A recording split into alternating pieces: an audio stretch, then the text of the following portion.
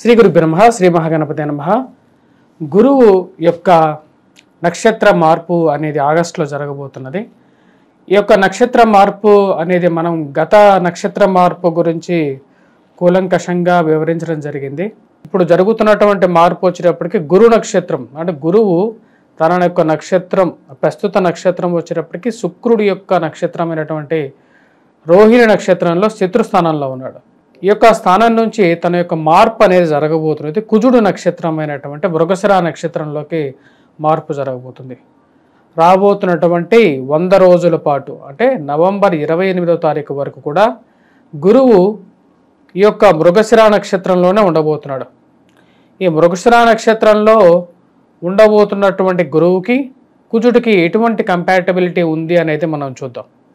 మృగశిర నక్షత్రానికి అధిపతి వచ్చేటప్పటికి కుజుడికి గురువుకి మిత్రత్వం అనేది ఉంది. గత మనం చూసినటువంటి 100 రోజుల పరిస్థితి మనం చూసినట్లయితే చాలామంది టీవీ న్యూస్ పేపర్స్లో కూడా చూస్తుండవచ్చు. ఇదే విధంగా కూడా ఒక డిబేట్ కూడా మనకు వచ్చేటప్పటికి టీవీ9లో జరిగింది. క్రోధీనామ సంవత్సరంలో ఇటువంటి అరిష్టాలు ఎందుకు జరుగుతున్నాయి అని మనం వివరించేటప్పుడు గురువు యొక్క నక్షత్ర స్థితిగతి గురించి కూడా నేను చెప్పాను. గురువు శత్రుస్థానంలో ఉన్నప్పుడు ప్రకోపం అనేది ఎక్కువగా ఉంటుంది. అందుకే ఆగస్టులో మనం చూసుకున్నట్లయితే ఏవైతే వైరాలు ఉన్నాయో ఆ వైరాలు అనేవి కొంత శాంతించడం, యుద్ధ వాతావరణం కొంచెం తగ్గటం అనేది కూడా మనం గమనిస్తూ ఉండొచ్చు. ప్రకృతి ప్రకోపం అనేది కూడా తగ్గుతూ ఉంటుంది. ఇప్పుడు రాబోతున్నటువంటి 100 రోజుల పాటు మృగశిర నక్షత్రంలో గురువు ఉన్నప్పుడు కొంచెం కంపాటబిలిటీ అనేది ఉంటుంది. కాకపోతే కుజుడు నీచత్వం కూడా పట్టబోతున్నాడు. దాని గురించి కూడా వీడియో చేశాను, అది కూడా చూడండి. ఎందుకంటే రాష్ట్రాధిపతి అంటే ఈ సంవత్సరానికి అధిపతి అయినటువంటి కుజుడు ఈ సంవత్సరంలో కుజ మాందాబ్దం కుజ నీచత్వం జరుగుతున్నది. ఈ జరగబోతున్నటువంటి కూడా అక్టోబర్లో జరుగుతున్నది అన్నమాట. అక్టోబర్లో జరగబోతున్నది. దాని యొక్క ప్రభావం అనేది కూడా ఈ యొక్క భూమండలం మీద, మనుష్యుల మీద మరియు అదేవిధంగా మరియు మిగతా చరచరాల మీద కూడా ఉంటుంది.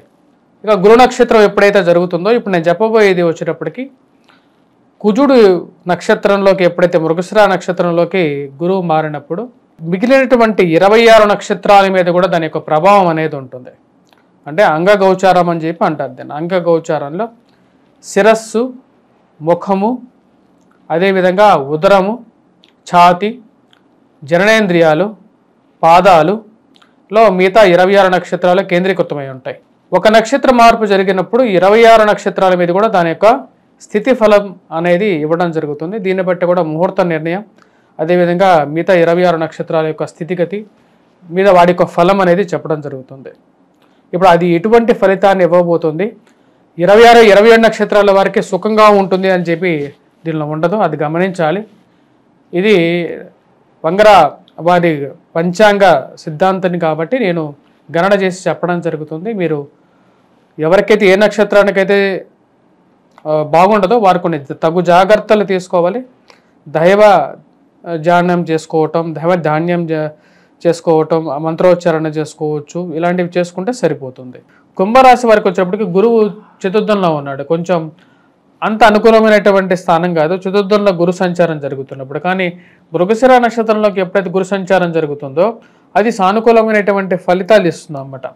కానీ ఏ నక్షత్రానికి సానుకూలంగా ఉంటుంది అంటే ముఖ్యంగా ధనిష్ట నక్షత్ర జాతకులకి అంత సానుకూలంగా ఉండదు. ఇందాక చెప్పినట్టుగా మకర రాశిలో ఉన్నటువంటి ధనిష్ట నక్షత్రంలో ఉన్నటువంటి మొదటి 2 పాదాలకి మరియు అదేవిధంగా 3, 4 పాదాలైనటువంటి ఈ నక్షత్రంలో అంటే ఈ యొక్క రాశిలో ఉన్నటువంటి 3, 4 పాదాల వారికి కూడా కొంచెం వ్యతిరేకమైనటువంటి ఫలితాలుగా చెప్పచ్చు. ముఖ్యంగా ఎటువంటి వ్యతిరేకంగా ఉంటుందంటే కష్టాన్ని నష్టాన్ని కలిగించే విధంగా ఉంటుంది. జననేంద్రియమైనటువంటి స్థానంగా ఉంటుంది అన్నమాట. ఎందుకంటే శిరస్థానం అనేది వచ్చేటప్పటికి మృగశిర నక్షత్రం అవుతుంది. మృగశిర నక్షత్రం వృషభంలో వెళ్తుంది అన్నమాట. వృషభంలో మరి అదేవిధంగా దాని తగినటువంటి మిగతా స్థానాలను బట్టి ఉంటుంది అన్నమాట. మిథునంలో కూడా ఉన్నాయన్నమాట. కాబట్టి ఇది జననేంద్రియమైంది కాబట్టి జననేంద్రియంలో దీని యొక్క ప్రభావం అనేది కొన్ని నెగిటివ్గా ఉంటుంది. ధనిష్ట నక్షత్రంలోకి కష్టాన్ని నష్టాన్ని కలిగిస్తుంది. ఇన్వెస్ట్మెంట్స్ పరంగాను వైవాహిక జీవితంలోనూ కొంచెం ప్రభావాన్ని చూపిస్తూ ఉంటుంది అన్నమాట. ఆ విషయాన్ని గుర్తుంచుకోండి. అధికమైనటువంటి ఇన్వెస్ట్మెంట్స్ కానీ డబ్బులు వేరే వాళ్ళకి అప్పు ఇవ్వటం కానీ ఇటువంటి కష్టాన్ని నష్టాన్ని కొని తెచ్చుకోవద్దు. మరి అదేవిధంగా ఈ యొక్క కుంభరాశి వారికి వచ్చేటప్పటికి వైవాహిక జీవితంలోనూ గృహ సంబంధితమైన విషయాల్లోనూ సెల్ఫ్ డ్రైవింగ్ విషయాల్లోనూ ఈ యొక్క కష్టం అనేది కొంచెం ఎక్కువగా ఉండే విధంగా ఉంటుంది. వైవాహిక జీవితంలోనూ అదేవిధంగా ధన సంబంధితమైన విషయాల్లోనూ కొంచెం ప్రభావం చూపించే విధంగా ఉంటుంది అన్నమాట. మరి మిగతా నక్షత్రాలు శతభిష పూర్వభాద్ర నక్షత్రాలకి అనుకూలమైనటువంటి ఫలితాలుగా ఉన్నాయన్నమాట. అంటే ఒకే రాశిలో 2 నక్షత్రాలకి అనుకూలంగా ఉంది, ఒక నక్షత్రానికి సరైనటువంటి ఫలితంగా లేదు. శతభిష పూర్వభాద్ర నక్షత్ర జాతకులకి 2 నక్షత్ర జాతకులకు వచ్చినప్పటికీ 2 పాదాలుగా ఈ యొక్క స్థానం అనేది చెప్తారు. తద్వారా వచ్చినప్పటికీ ఎందుకంటే శిరస్సు అనేది ఇందా చెప్పినట్టుగా మిథునం, అదేవిధంగా వృషభం అయింది. పాదం వచ్చినప్పటికీ మనకు కుంభం, మీనం అవుతుంది అన్నమాట. ఇప్పుడు కుంభంలో కూడా వచ్చినప్పటికీ మనం చెప్పినట్టుగా శతభిష పూర్వభాద్ర నక్షత్రాలు పాదాల కింద వచ్చాయి.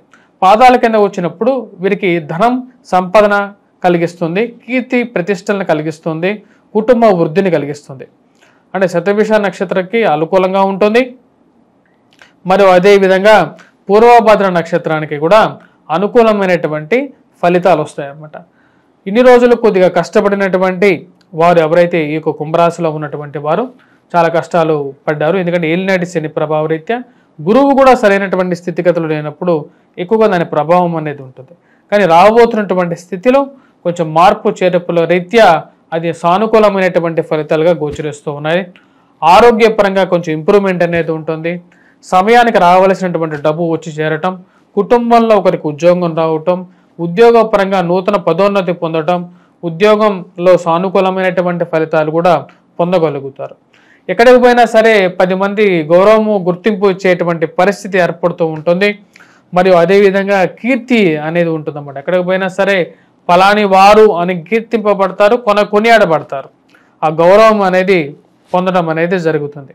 అది కుంభంలో ఉన్నటువంటి ఈ 2 నక్షత్రాలు శతభిష పూర్వభాద్ర నక్షత్ర జాతకులకి రాబోతుంది. కానీ ధనిష్ట నక్షత్ర జాతకులకు వచ్చినప్పటికీ కొంచెం వ్యతిరేకమైనటువంటి ఫలితాలుగానే చెప్పచ్చు. జననేంద్రియ స్థానం కాబట్టి ఇది నష్టాన్ని కలిగించేటువంటి ఫలితాన్ని ఇవ్వబోతుంది అన్నమాట. వైవాహిక జీవితంలో చేసుకోవాలనుకున్నటువంటి వారు కుంభరాశిలో ఉన్నటువంటి శతభిష పూర్వభాద్ర నక్షత్ర జాతకులు కూడా ఇది కొంచెం యోగ్యతను ఇవ్వగలుగుతుంది, సంతాన యోగ్యతను కూడా ప్రసాదించగలుగుతుంది అన్నమాట. అది అటువంటి పరిస్థితి ఇవ్వగలుగుతుంది. మిగతా ఇప్పుడు మనం గమనించినట్లయితే ధనిష్ట నక్షత్ర జాతకులకు వచ్చేటప్పటికీ ఎవరైతే ఈ యొక్క ప్రేమ సంబంధితమైన వ్యవహారాలు కానీ వివాహాల సంబంధితమైన విషయాల్లో కానీ కొన్ని జాగ్రత్తలు అనేవి తీసుకోవాలి. ఆ విషయాన్ని గమనించండి. ఎటువంటి పరిహారాలు చేసుకోవాలి అనేది చూద్దాం. ఈ రాశి వారికి వచ్చేటప్పటికి ముఖ్యంగా రాశితో పాటు నక్షత్ర రీత్యా చెప్పడం జరిగింది. 27 నక్షత్రాలకి ఏ నక్షత్రానికి ఆ రాశిలో ఉన్నటువంటి 3 నక్షత్రాల్లో ఏ నక్షత్రానికి బాగలేదు కూలంకషంగా చెప్పడం జరిగింది. సో ఈ నక్షత్ర రీత్యా ఆ నక్షత్ర వాళ్ళు ఎవరెవరికైతే కొంచెం ఇష్యూస్ అనేవి ఎదురవుతూ ఉన్నాయో వారి యొక్క సొంతంగా ఎక్స్పీరియన్సెస్ బేస్ మీద కూడా వారు ముఖ్యంగా వచ్చేటప్పటికీ గాయత్రి మంత్ర జపం, ఎవరికైతే ఉపాసన ఉందో గాయత్రి మంత్ర జపం చేసుకోవచ్చు. లేనటువంటి వారు మేధా దక్షిణామూర్తి శ్లోకాన్ని పఠించడం, అదేవిధంగా గురువారం పూట దత్తాత్రేయ స్వామిని పూజించినట్లయితే సరిపోతుంది. లేనటువంటి వారు నివసించేటువంటి గృహంలో ముఖ్యంగా ఈ నార్త్ ఈస్ట్ సైడ్ దీపాన్ని ఉదయం పూట సాయంకాలం పూట దీపారాధన చేయగలిగే, ఎందుకంటే మన పూజా మందిరం నార్త్ ఈస్ట్ సైడ్ ఉంటుంది, అక్కడ ఈస్ట్ ఫేసింగ్లో కానీ ఉంటుంది. అక్కడ దీపారాధన అనేది అనునిత్యం చేయాలన్నమాట. అంటే ఉదయం పూట సాయంకాలం పూట 2 పూట్ల చేయటం వల్ల కొంచెం అనుకూలమైనటువంటి ఫలితాలు ఎక్కువగా ఉంటాయి. ప్రతి పూర్ణిమ రాబోతున్నటువంటి పూర్ణిమలు ఏవైతే రాబోతున్నాయో అంటే భాద్రపద పూర్ణిమ, నెక్స్ట్ రాబోతున్నటువంటి అక్టోబర్లో మనకు వచ్చేటప్పటికి ఆశ్వీజ పూర్ణిమ అనేది ఉంటుంది. ఈ యొక్క పూర్ణిమల్లో వచ్చేటప్పటికి నెక్స్ట్ కార్తీక పూర్ణిమ అనేది ఉంటుంది. ఈ పూర్ణిమల్లో కానీ ఎందుకంటే ఇది అక్టోబర్ వరకు అటు రాబోతున్నటువంటి నవంబర్ వరకు కూడా ఉంటుంది. రాబోతున్నటువంటి 100 రోజుల పాటు ఈ యొక్క గురు సంచారం అనేది మృగశిర నక్షత్రంలోనే ఉంటుంది. మృగశిర నక్షత్రంలో గురు సంచారం జరుగుతున్నప్పుడు కొన్ని నక్షత్రాలకు ఏవైతే బాగలేదో వారు మటుకు ఈ యొక్క పరిహారాలు పాటించవచ్చు. మిగతా వారు కూడా దక్షిణామూర్తి శ్లోకాన్ని పఠించడం కానీ వాటిలో ఎటువంటి దోషం అనేది లేదు. ఎందుకంటే గురువు జాతకరీత్యా ప్రతి ఒక్కరి జీవితంలో చాలా ఇంపార్టెంట్ రోల్ ప్లే చేస్తూ ఉంటాడు. వారు పుట్టినటువంటి సమయాన్ని బట్టి, లగ్నాన్ని బట్టి, మరియు అదేవిధంగా చంద్ర లగ్నాన్ని బట్టేసేసి కూడా వారికి ప్రభావం అనేది ఉంటూ ఉంటుంది అన్నమాట. సో ఇటువంటి పరిహారాలు చాలా సింపుల్ రెమెడీస్ మన ఇంట్లోనే చేసుకోవచ్చు అన్నమాట. సో మన ఇంట్లోనే మన పిల్లలకి కూడా నేర్పించండి దక్షిణామూర్తి శ్లోకాన్ని ఎలా చదవాలి, మరియు అదేవిధంగా మన యొక్క దీపారాధన క్రియలు ప్రక్రియలు చేయటం అనేది ఎలా చేయాలి అనేది కూడా మీరు పాటించినట్లయితే శుభం కలుగుతుంది. స్వస్తి.